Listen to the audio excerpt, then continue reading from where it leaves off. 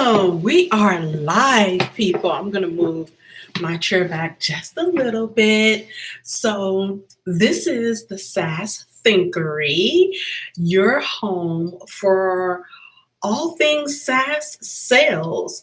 This channel is perfect for SaaS professionals, so you SDRs, BDRs, business development representatives, people that work specifically in sales positions. Also really great for coaches and consultants who also operate in forward-facing roles, and especially awesome for those of you who are looking to close some more deals. So here's why I decided to make this video. Well, to go live. It is 2022. It's the first week of January, and it's the perfect time for us to look at our discovery call process. Now, for anyone that may be landing on this video and you don't know what discovery means, it's just a big word for saying it's the process of taking a customer, well, a prospect, someone who hasn't yet purchased from you, from here, where they actually are, to here, which is where they want to be. And your solution is in the middle, right? So you put your solution in the gap and it helps close the gap for them. So that's what discovery is all about. And it's a very simple yet very effective process, because it's all about having a conversation with people, and inside of that conversation, asking your prospect very definitive questions, right? Very definitive questions that's going to help you drive sales. So before I get into what discovery is all about, I want to talk about what discovery is not, because I feel like people coming in the industry brand spanking new, which I know a lot of people are getting their first SaaS role here in 2022, with all the influx of hiring that a lot of tech companies is doing. So this might be your very first SaaS role. And I just want to make sure that you are set up properly. So what discovery is not? Discovery is not the chance for you to pitch your thing, though pitching is involved.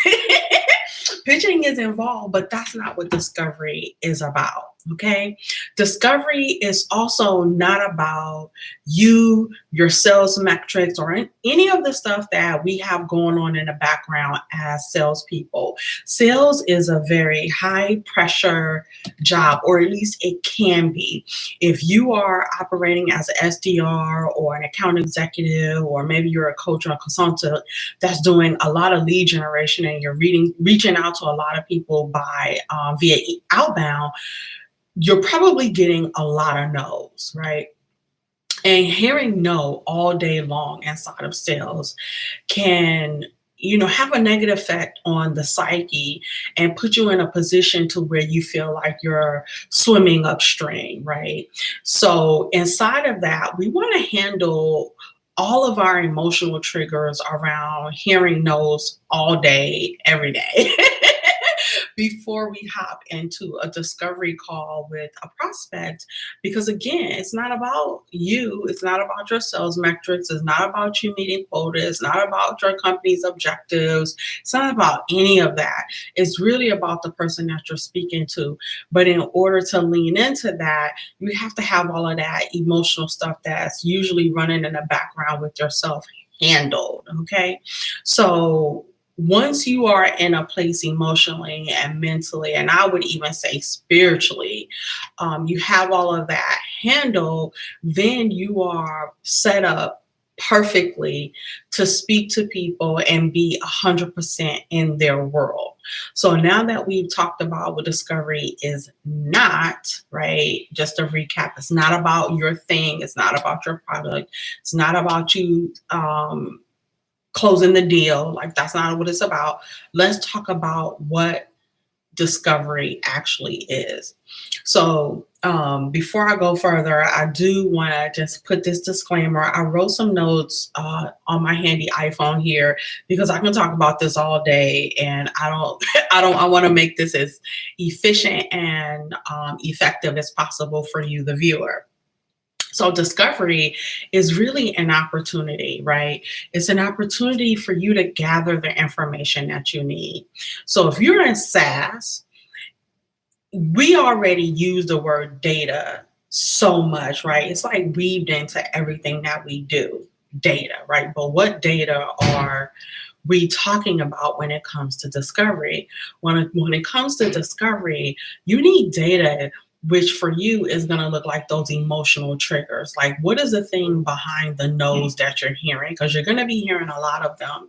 But the key is to not take those no's personally and to be able to identify what the reasoning is, like what their reasoning is behind it. Now, I'm here to tell you, it's not always logical. Most of the time, the reasoning you're hearing a no in a sales conversation is not logical at all, right? With that said, we still have to address them or a sale doesn't get made. So that is what discovery provides you. It provides you the opportunity to identify what those reasons are. It also helps you identify what the gap is, right? So they're here, but they want to be here. If you don't ask the appropriate questions, you won't know where they actually want to be, right? So I know myself, I do a lot of outreach, and when I'm doing my research, I can already see why this customer would benefit from the product or the solution that I'm selling, but that doesn't necessarily mean that's what they envision for themselves, right? I may view my solution being able to help them accomplish one thing and they have something completely different in mind, right? Not to say either is wrong or good or bad, but what's going to drive the needle is the beliefs that they have around how you can help them. So you want to ask questions that's going to allow you to close the gap between their vision and what they're committed to, right? So let's talk about that a little bit. Let's talk about commitment. So here we are. It's the first week of January, and if you're in the U.S. or if you follow the thinking around New Year's resolution, you have already either made a resolution or you are thinking about making one, right? Yes, yes, yes, yes. So in order for you to fulfill your resolution, you're going to have to make a commitment, right? There's a commitment that's going to have to be made. I know for myself, I'm looking at my health and fitness. How many hours do I need to commit to working out, being in the gym? Do I need accountability partners? Like, how much time do I need to schedule in my calendar? Like, what kind of commitment do I need to make in order to accomplish my goals? I'm also looking at income, right? I want to generate an additional $100,000 than what I did last year in my gig. So how many more calls do I need to make? Or do I need to tighten up who I'm actually speaking to? What kind of strategies or approaches do I need to employ in order to accomplish that goal, right? So whatever your New Year's resolution is, it's going to require commitment. And it's the same thing for the prospect that you're speaking to. Whatever their vision is, the vision that you identified inside of your require a commitment. But in order for you to tie their vision to the commitment they're going to have to make and make it something that they will actually be a yes for, you have to have the information that discovery gives us, it generates for us, right? So I want to, without hammering it, right, or belaboring the point about it, discovery really provides you an opportunity so that you can identify what their vision is for themselves versus the vision you have for them. Another thing that is super powerful that discovery will help you do is challenge no's, right? No's is just another way of saying I have some resistance, right? So when you collect the data, i.e. the information from running your discovery, you'll be able to powerfully challenge the no. Now, here's where I see a lot of people in either SaaS sales or even coaches and consultants going wrong. They hear the no and they either accept the no, they take the no personally, or the no, it intimidates them. And it should do neither of those three things. No is an opportunity for you to address what's running in the background, like to address the resistance, to address what their concerns or their worries are. Right. And I wrote down the four things that people are lacking. And these are the things that's usually at the source of their no. So one of those things is authority. So if you're a great salesperson, you've already identified that you're speaking to the right person. Though you're speaking to the right person, do they feel like they're the right person, right? I have been on so many sales calls. For example, I was an account executive at Zoom, and a lot of times I'd be on the phone with a CTO, right? And their major objection is, okay, I'm great with computers, I'm great with technology, but throughout the onboarding process, are my employees going to be able to onboard just as seamlessly as I would, right? Or a small business owner. Okay, you say that this is easy, but I'm not sure because I was on a Zoom and 10 of the callers on the Zoom, i.e. that they wasn't even hosting, was unable to join. So I'm just not sure how easy the transition actually is, right? So in their minds, though they are in a position to buy, they don't feel like they have the authority in order to accomplish what they're set out to accomplish with your particular tools or solution. So that's one of the things that they're lacking. And of course, they're lacking the tool. That's why you're on the phone with them. They're also lacking a system. If they had a system for success in the area that you're speaking to them about, they wouldn't even be on the phone with you. So I want to show you, like, this is why it's so powerful for you to understand that, because a lot of times as sales professionals, we're doing all these dials, and when someone actually picks up the phone and they say yes to the meeting, we get them to the meeting, there can be some insecurities there, right? Or maybe you're feeling like you have imposter syndrome, which is another way of saying like you don't feel good enough because this person is a CEO, a CMO, a CTO. They have this high title, and you're an employee working for your company. But here's the thing, regardless of the title, they don't have a system for success.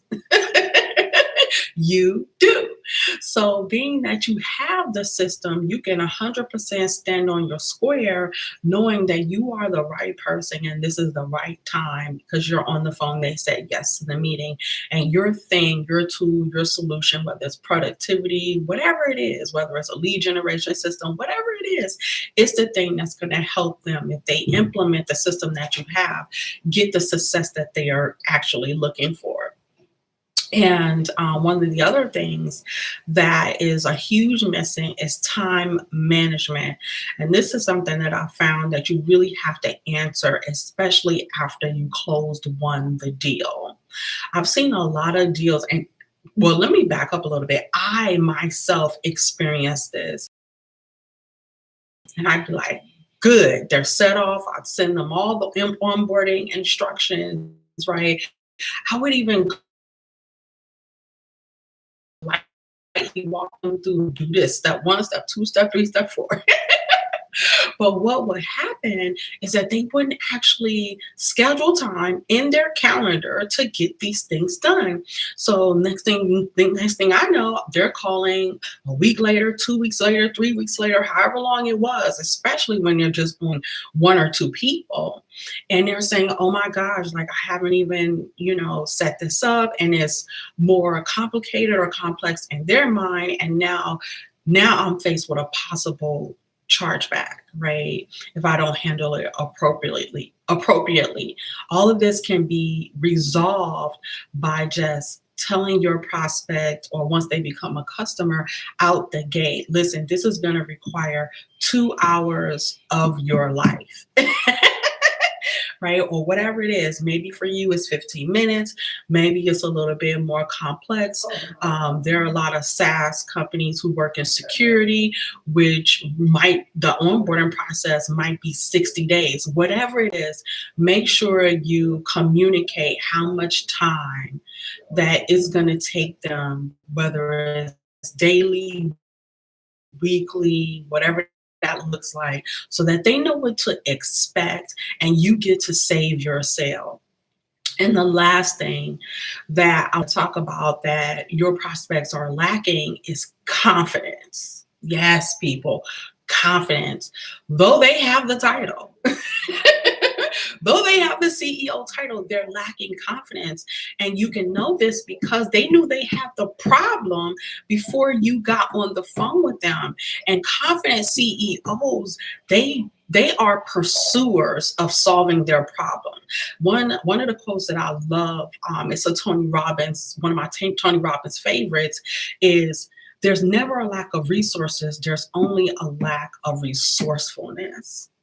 So whenever you see that there's a lack of resourcefulness on the end of the CEO or the person that you're speaking to, know with 100% certainty that they're lacking the confidence that was required in order to find a solution to their own problem, right? And this is perfect for you because you know as a SaaS professional that there is a solution to every problem. Right. So every day, think about your own life. There are certain things that you might be dealing with right now that you feel like there's either not a solution to, or you don't know what the solution is.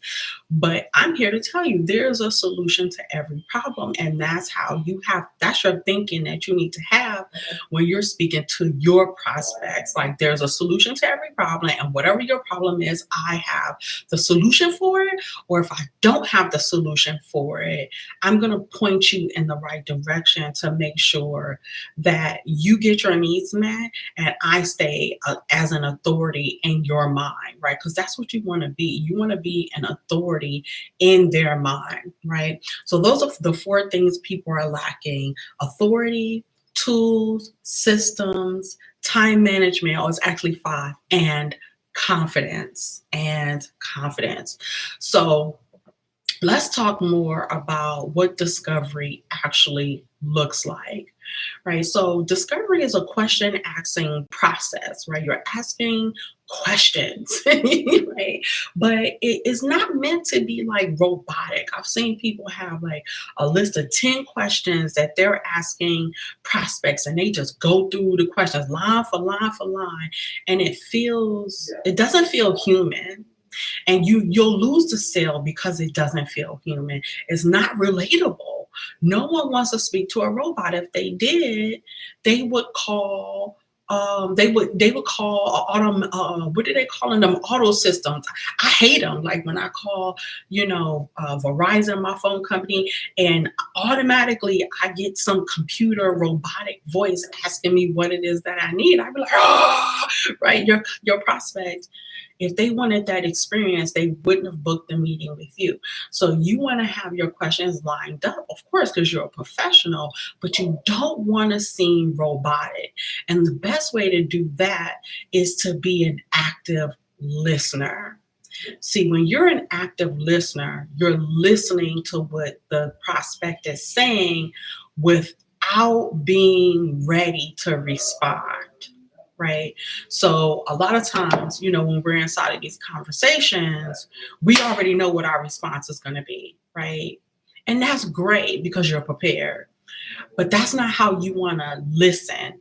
You don't want to listen from that space. You want to listen from the space of getting what actually are they saying, because it's what a person is saying, and then there's what's behind what they're saying. So I could say, hey, if I was speaking to a personal trainer, I'm really committed to dropping 15 pounds in the next 90 days. I'm feeling really heavy. And with COVID, I haven't been out doing the activities, the physical activities that I normally would do day to day. And I'm just really ready to kind of lighten up. Now, while all of that is true, if he took that information and ran with it, he would have a 50-50 chance on whether he would close the deal. But the personal trainer that would ask me, well, Clovette, I think that's amazing. I love that you're committed to your goals, and I definitely can see us working well together. But let me ask you a question. What would your life look like if you was 15 pounds lighter? Mm.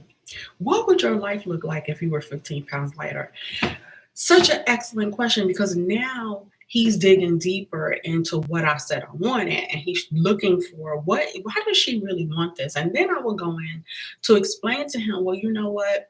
I'm a pole dancer and right before COVID, I obtained my level 1 pole dancing certification. It was a really great experience, but I've noticed since I picked up these extra 15 pounds, like my knees is crackling a little bit, and I want to be able to be as flexible and fluid in my movements as possible because I love dance. Like I've been dancing since I was 5 years old. So it's something that, though I don't talk about a lot, I'm very passionate about, right? Now, listen, people, this is a true story. I use myself as a true example so that you can see the distinction between asking someone a base question, what kind of goals do they have? What do they want to accomplish? Versus why? What is the reason? What is their personal vision? Because though you are in SaaS and you're selling a business solution, right, and you're selling across the B2B line, primarily, I know a lot of you guys are, this is a human to human experience. And I'm here to tell you emotional triggers. I just want to make sure I'm staying on track. Yep. Emotional triggers is what motivates people to actually buy your thing, right? Or a better way to say it, emotional motivators drive consumer behaviors equals sales, right? So if you don't make it personal, if you don't make it emotional, if you don't tap into what those emotions are, if you don't make your discovery human, like if you don't humanize the experience, you too, like that personal trainer that I spoke about just a few minutes ago, will have a 50-50% chance on closing the deal. And I know, just like you didn't do all of that outreach to have your percentages be 50%, right? So you want to make the experience very, very human, and you do that by asking human questions like what kind of positive impact would this make on your life? If I help you save 5 hours in your week, right? What would you actually do with that 5 hours, right? Would you spend it with your kids? Would you take on a new hobby? Would you launch a business which would bring in additional revenue in your home? And what does those 5 hours actually mean to you? If I help your business save $10,000 in ad spend, right? Where would you funnel that money to, right? Would you buy new equipment? Would you hire new staff? Like, what would you do with the influx of cash that you have now, right? So you want to identify those things so that now you can, going back to tying their vision to the commitment that they're going to have to make. So I hope this helped you guys. I may do another video on more questions because I have a list of 100 questions. I know it's a lot. I have a list of 100 questions that I typically rotate with my prospects depending on the industry. So I do want to say that. But I may do another video talking about the actual questions that I use, why I use them, the psychology behind using them. So yeah, I hope you enjoyed this video. I pray that you got some value out of it. And if you have any questions at all around how to develop a successful lead generation campaign, or maybe you want to do some mock discovery calls, I'm always up for that.